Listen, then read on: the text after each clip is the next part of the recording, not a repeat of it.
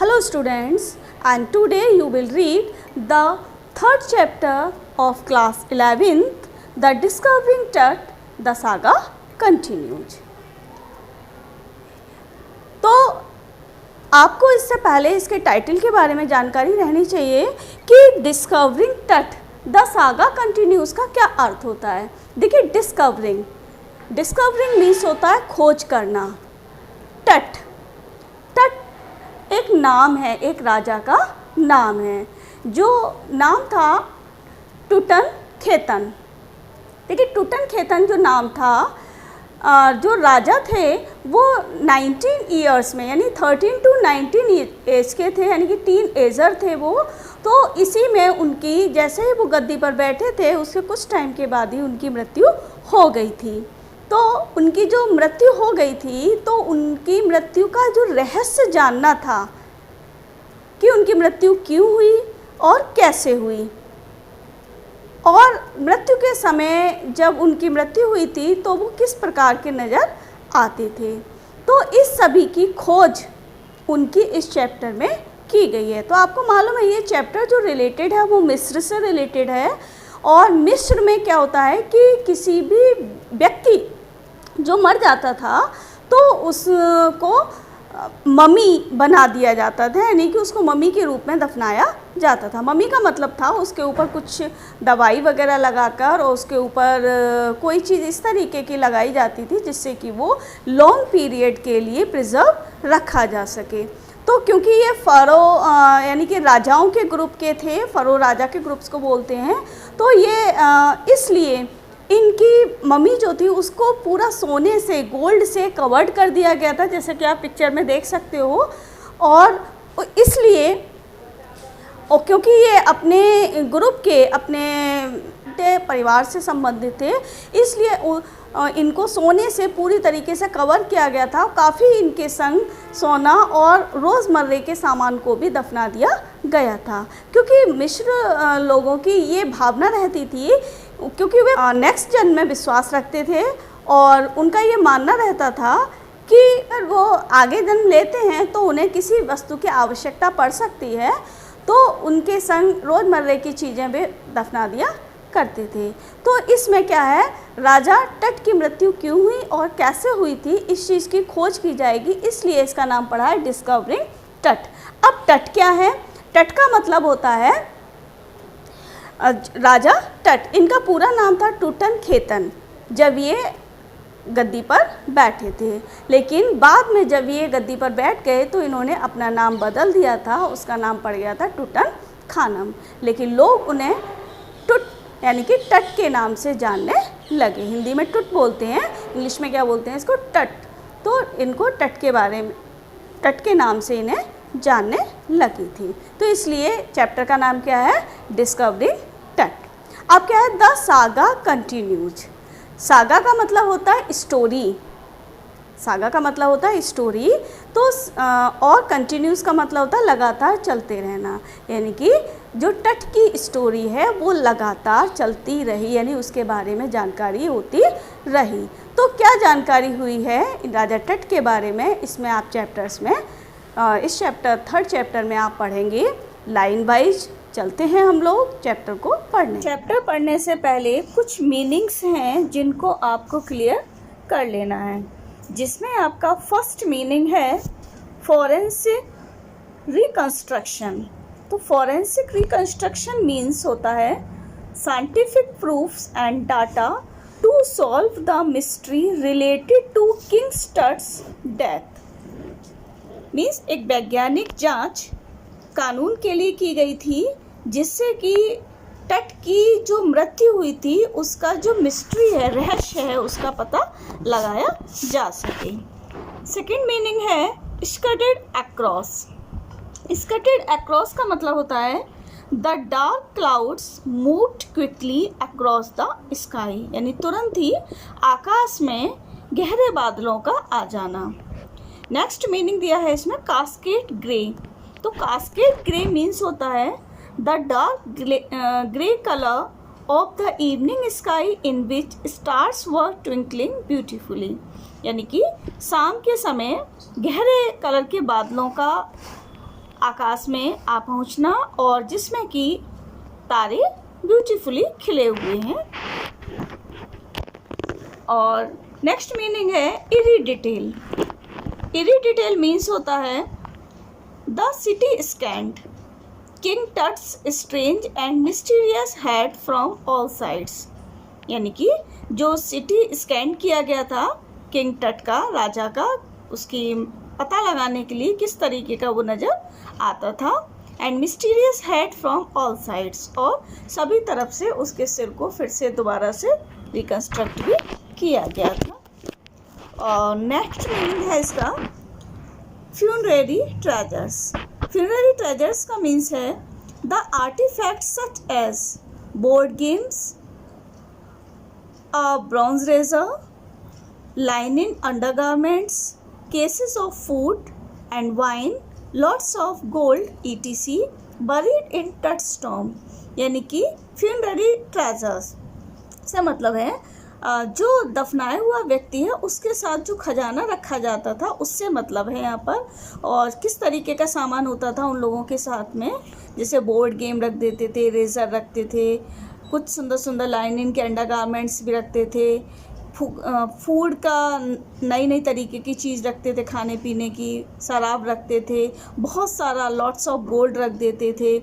और टट्स की जब बॉडी को दफनाया गया था टॉम में, तो जब उसका मकबरा बनाया गया था तो इसी प्रकार की कुछ चीज़ें उसके संग भी रखी गई थी।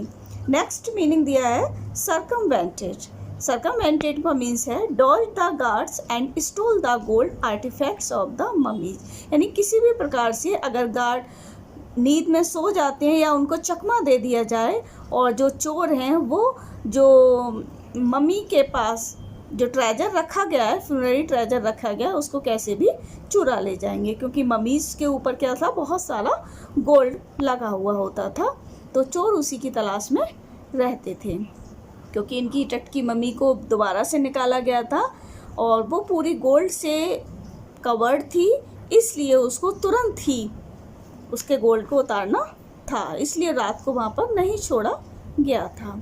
नेक्स्ट मीनिंग इसमें यूज किया गया है आपके चैप्टर में, जो मेन मीनिंग है उसको पहले से ही क्लियर किया गया है, कंप्यूटेड टोमोग्राफी। तो कंप्यूटेड टोमोग्राफी का मीन्स है CT scan use X ray Tut's mummies was CT scanned. यानी कि कंप्यूटेड टोमोग्राफी, तो इसका मतलब है सिटी स्कैन से जो एक्सरे की तरह यूज की जाती है, और इसी प्रकार से टट की जो मम्मी थी उसका भी सिटी स्कैन किया गया था। और लास्ट मीनिंग है इसका रेजरेक्शन। तो रेजरेक्शन का मीन्स होता है coming to life after death, यानी कि मृत्यु के बाद भी जीवन है, ऐसा उनका विश्वास था, इससे इसकी मान्यता है। तो इस प्रकार की ये मीनिंग है और चैप्टर में मीनिंग यूज किए गए हैं। चलिए अब चैप्टर को हम पढ़ते हैं, लाइन वाइज समझ लीजिए आप अच्छे से इसको। तो राजा टुट के ही विषय में चल रही है। तो राजा टुट के पहले बचपन दिखाया जा रहा है कि वो बचपन में कितने साल के थे और जब वो मरे थे। तो he was just a teenager when he died. जब वह मरे थे तो वो टीनेजर थे, यानी किशोरावस्था में थे, और टीनेजर उस एज को कहते हैं जो 13 से 19 के बीच की होती है। The last year of a powerful family that had ruled Egypt. वो अपने परिवार के अंतिम विरासत प्राप्त उत्तराधिकारी थे और उन्होंने and its empire for centuries, और उनका जो एम्पायर चला था, उनका जो राज्य चला, साम्राज्य चला था, वो कई शताब्दियों तक चला था। He was laid to rest laden with gold and eventually forgotten. यानी कि उसे सोने के आभूषणों सहित मरने के बाद लिटा दिया गया था और उसको अंत में लोग भूल गए थे। Since the discovery of his tomb in 1922, सन 1922 में उसकी कब्र की खोज के बाद में the modern world has speculated about what happened to him. यानी कि लोगों ने यह अनुमान लगाया कि उसके साथ क्या घटना घटी थी, जिससे सबसे ज़्यादा संभावना जो थी उसकी with murder, being the most extreme possibility, क्या संभावना थी कि कहीं उसकी हत्या तो नहीं की गई है, मीन्स हत्या की सबसे ज़्यादा पॉसिबिलिटी थी। Now living his Tom for the first time in almost 80 years, अब लगभग 80 वर्षों में टुट के पहली बार अपनी कब्र को छोड़ा था। टुट has undergone a CT scan that offers a new clues about his life and death। अब सिटी स्कैन होना था इनका टुट का, जो उनके जीवन के मृत्यु और जीवन के बारे में कुछ नए तथ्य प्रस्तुत करने थे उसको, and provides precise data for an accurate forensic reconstruction of the boyish pharaoh. और जो राजा था उसकी दोबारा से रचना होनी थी, यानी कि उसकी पहले ही बता चुके हैं आपको, फोरेंसिक रिकंस्ट्रक्शन होना था उनका, यानी वैज्ञानिक जांच के दौरान उनका चेहरे का दोबारा से हुलिया बदलना था, जिससे कि पता चल पाए कि वो स्टार्टिंग में कैसे लगते थे। तभी क्या हुआ, जब इनको दोबारा से टॉम में से इनको जब निकाला जा रहा था इनकी कब्र में से इनको, तो an angry wind stirred up ghostly dust devils as King Tut was taken from his resting place in the ancient Egyptian cemetery known as the Valley of the Kings. यानी कि जब उनको इजिप्टियन सीमेंट्री जो थी उसमें से जब निकाला जा रहा था, यानी कि इजिप्टियन सीमेंट्री कहते हैं उनके जो कब्रिस्तान था मिस्र का, वहाँ से उनके कब्र में से जब निकाला जा रहा था तो अचानक से बहुत तेज हवा चलने लगी। ऐसा लग रहा था जैसे राक्षसी हवा चल रही हो, उसने कोई भूतिया रूप धारण कर लिया हो। Dark billowing clouds and scudded across the desert sky all day and now were veiling the stars in casket grey. और पूरे दिन रेगिस्तान के ऊपर आकाश में काले घने बादल छाए रहे और भूरे रंग के कलर से ढके रहे थे। इट वॉज 6 PM, लगभग 6 बजे का समय था, ऑन 5 जनवरी 2005। और ये जो बात थी वो 2005 की डेट याद रखिए। It was 6 PM on 5 January 2005। The world's most famous mummy glided head first into a CT scanner brought here to prove the lingering magical mysteries of this little understood young ruler who died more than 3,300 years ago। संसार की सबसे प्रसिद्ध mummy के सिर को पहली CT scanner में रखा जा रहा था ताकि इस शासक के बारे में जानकारी की जा सके और कुछ चिकित्सा संबंधी भी बातें पता चलें, और इसके लिए उनकी जांच की जा रही थी। और यह जो शासक था वो 3,300 वर्ष से भी अधिक समय पहले मरा था। All afternoon the usual line of tourists from around the world had descended into the cramped rock out Tom some 26 feet underground to pay their respect। Means पूरे दोपहर विश्व भर के पर्यटक संकरी चट्टान में काट कर बनाई गई 26 फीट गहरी कब्र में अपनी श्रद्धांजलि देने के लिए आए। श्रद्धांजलि यानी कि रेस्पेक्ट पे करने के लिए आए। They gazed at the murals on the walls of the burial chamber and peered at Tut's gilded face. The most striking feature of his mummy-shaped outer coffin lid means उन्होंने कब्रिस्तान के कक्ष की दीवारों पर बने भित्ति चित्रों को देखा। भित्ति चित्रों से मतलब होता है पेंट किए हुए चित्र। म्यूरल्स मीन्स क्या होता है? भित्ति चित्र, जिनको कि दीवार पर पेंट कर कर बनाया जाता है।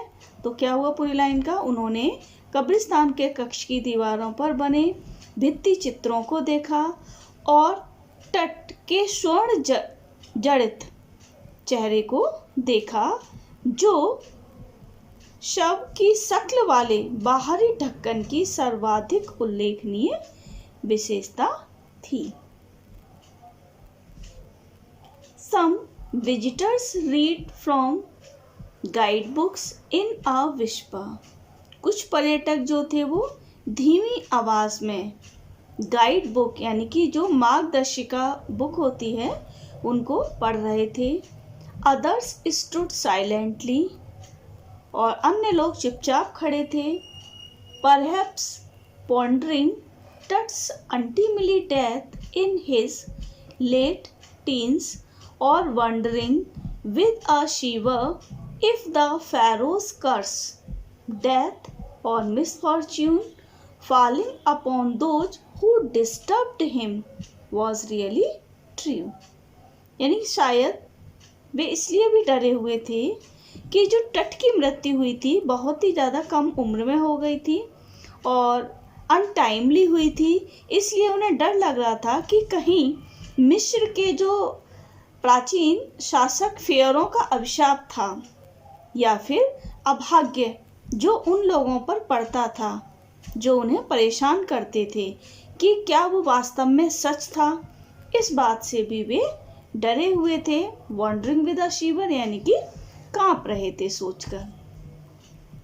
Next, the mummy is in very bad condition because of what Carter did in the 1920s, said Zahi हवास।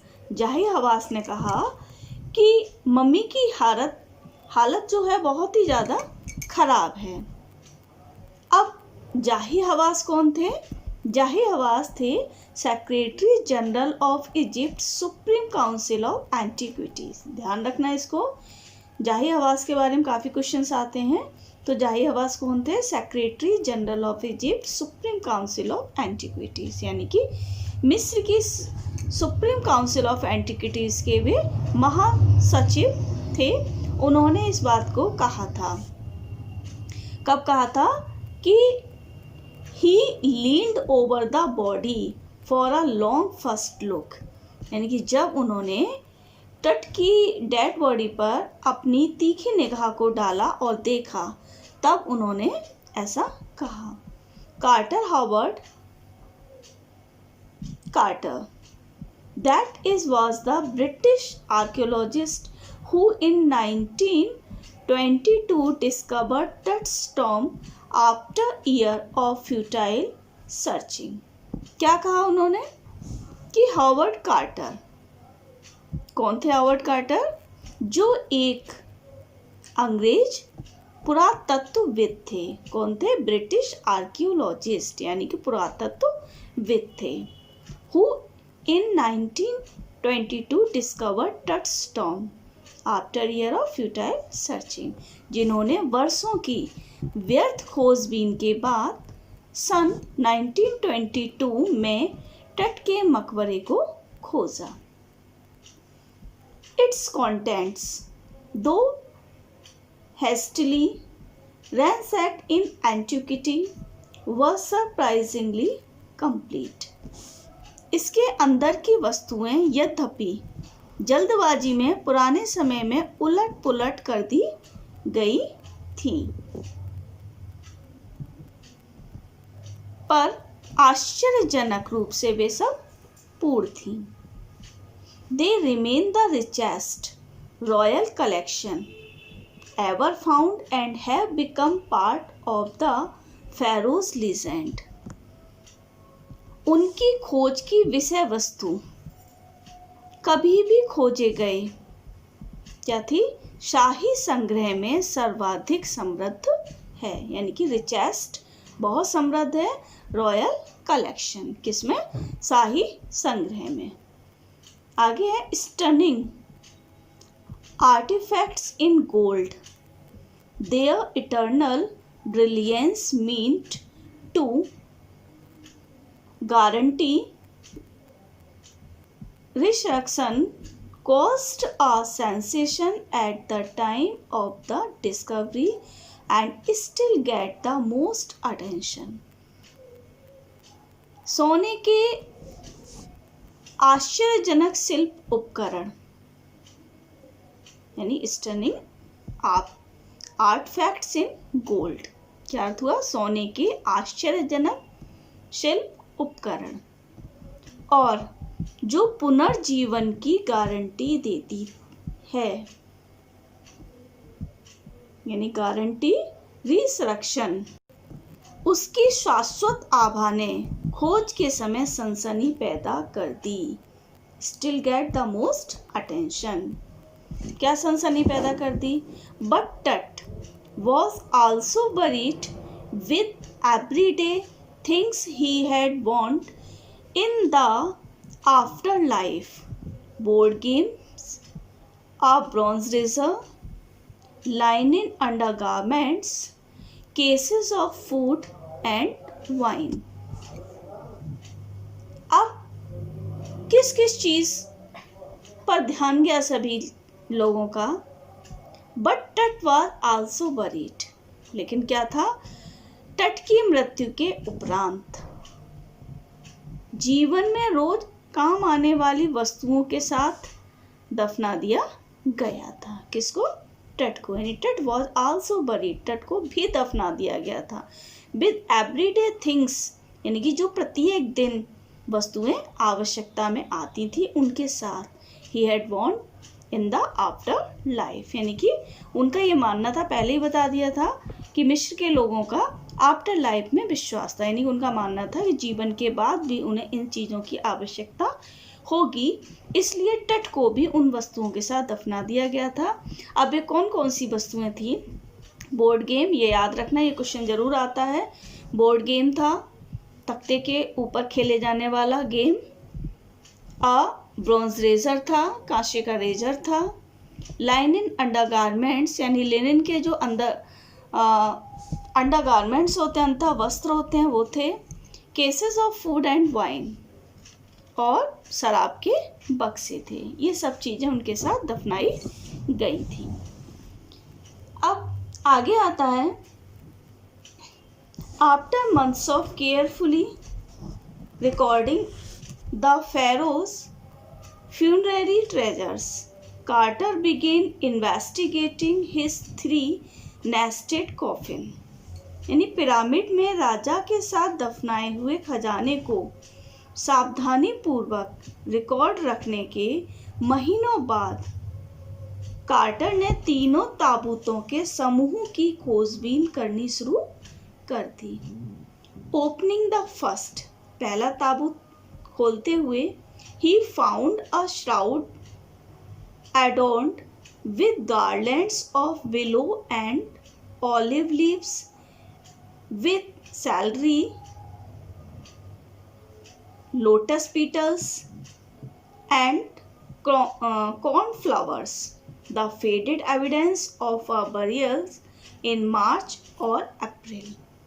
अब क्या मिला उन्होंने? जैसे ही उन्होंने पहला ताबूत खोला तीनों ताबूत में से, उसमें कफन में मालाएं सजी हुई मिली। ये मालाएं बिलो यानी कि बैंत और जैतून की पत्तियों, जंगली सलेरी, कमल की पंखड़ियों और कॉर्नफ्लावर से बनाई गई थी। ये इस बात का मामूली सा संकेत देती हैं कि उसको मार्च या अप्रैल में ही दफनाया गया था। When he finally reached the mummy, जब वह अंतिम रूप से मम्मी तक पहुंचा, तो he ran into trouble, तो उसे कुछ परेशानी हुई। The vital resins had hardened, cementing to the bottom of his solid gold coffin. No amount of legitimate force and could move them. Carter wrote later what was to be done. अब क्या परेशानी हुई उन्हें कि धार्मिक संस्कार में उपयोग की गई रोल क्या हो गई थी? अब बहुत ज़्यादा हार्डेंड, कठोर हो गई थी। यानी the ritual resins had hardened, बहुत ज़्यादा कठोर हो गई थी। Cemented it to the bottom of his solid gold coffin, यानी उसमें उससे जो टूट था अपनी ठोस सोने से बनी ताबूत की तली से चिपक गया था। यानी टट को जिसमें गोल्ड के ताबूत में रखा गया था और रोल रखी गई थी, उससे क्या हो गया था, वो आपस में चिपक गई थी उसकी बॉडी। अब कार्टर ने बाद में लिखा कि no amount of legitimate force could move them, यानी कि कोई भी फोर्स उस पर लगाई जाए वह उसको वहाँ से हिला नहीं सकती थी। What was to be done? अब उसके साथ क्या किया जाए, यानी कि वे रोल की परतें नहीं हटाई जा सकती। अब क्या किया जाए? अब the sun can beat down like a hammer this far south in Egypt. अब मिस्र के सुदूर दक्षिण में सूर्य हथौड़े के समान रोल को पीट सकता है। And Carter tried to use it to loosen the resin, और कार्टर ने क्या किया, रोल को ढीला करने के लिए इसका प्रयोग किया। किसका? धूप का। यह ध्यान रखना, जब इसकी बॉडी जो थी, टट की जो बॉडी थी, वो जब चिपक गई थी गोल्ड से ताबूत में, तो वहाँ का जो सूर्य था, यानी कि हथौड़े के समान रोल को पीट सकता था। मीन्स वही चीज़ ऐसी थी जो इसको छुटा सकती थी। तो वही काम इन्होंने, कार्टर ने किया। For several hours he set the mummy outside in the blazing sunshine that heated it to 149 degrees Fahrenheit, कि उसने बाहरी चमकती धूप में ममी को कई घंटों के लिए रखा, जिससे वह 149 फ़ारेनहाइट तक गर्म हो गई थी। नथिंग बस्ट, लेकिन वह अपनी जगह से खिसकी भी नहीं। He reported with scientific detachment that the consolidated material had to be sizzled away from beneath the limbs and trunk before it was possible to raise the king's remain. उसने वैज्ञानिक अनाशक्ति के साथ रिपोर्ट की। पहले अंगों और धड़ के नीचे के पूरे पदार्थ को उसने क्या किया, छेनी से छील दिया। किससे छील दिया? छेनी से छील दिया। फिर तब राजा के शव को उठाना संभव हो सकता है, ऐसा उसने कहा कि अगर ऐसा कर दिया जाए। कैसा? रिपीट कर लीजिए इस लाइन को। नथिंग बस्ट, कोई भी वस्तु उसे नहीं हिला सकी। ही रिपोर्टेड विद साइंटिफिक डिटैचमेंट, उसने क्या किया, वैज्ञानिक अनासक्ति के साथ रिपोर्ट की। The consolidated material had to be chiseled away from beneath the limbs, और क्या कहा, पहले अंगों और धड़ के नीचे से पूरे पदार्थ को छेनी से छीला जाए। And trunk before it was possible to raise the king's remain, और क्या कहा, तो उसके बाद ही राजा के शव को उठाना संभव हो सकता है, ऐसा उसने वैज्ञानिक अनाशक्ति के साथ रिपोर्ट की। In his defence Carter really had little choice. अब कार्टर के पास एक ही चॉइस थी। इन हिज डिफेंस, क्या चॉइस थी उसके पास अपनी सफाई देने के लिए? अब उसके पास कोई विकल्प भी नहीं था। If he had not cut the mummy free, अगर वह ममी को काटकर अलग नहीं करता है तो thieves most certainly would have circumvented the guards, तो चोर क्या करेंगे, गार्ड्स लोगों को झांसा दे देंगे और and ripped it apart to remove the gold, और ममी को सोना निकालने के लिए फाड़ देंगे, यानी कि मम्मी को बिल्कुल वे ख़त्म कर देंगे। सर्कमवेंटेड का आपको पहले ही हमने अर्थ बता दिया था। सर्कमवेंटेड मीन्स क्या होता है, जो चोर लोग होते हैं अपने बचने का रास्ता निकाल लेते हैं और उस धोखा दे देंगे उन्हें, चोर लोगों को। तो अब उसके सामने कोई ऑप्शन नहीं था कि अब वो क्या करें। तो इस वीडियो में आज इतना ही आप पढ़ेंगे। नेक्स्ट वीडियो में आगे के स्टैंजास पढ़ेंगे। चैप्टर काफ़ी इंटरेस्टिंग है, अभी आगे ज़रूर पढ़ें। और जो न्यू स्टूडेंट्स साथ में जुड़ते जा रहे हैं, जिन्होंने चैनल को अभी सब्सक्राइब नहीं किया है, वो चैनल को सब्सक्राइब करें, नोटिफिकेशन बेल ऑन करें। Thank you, bye.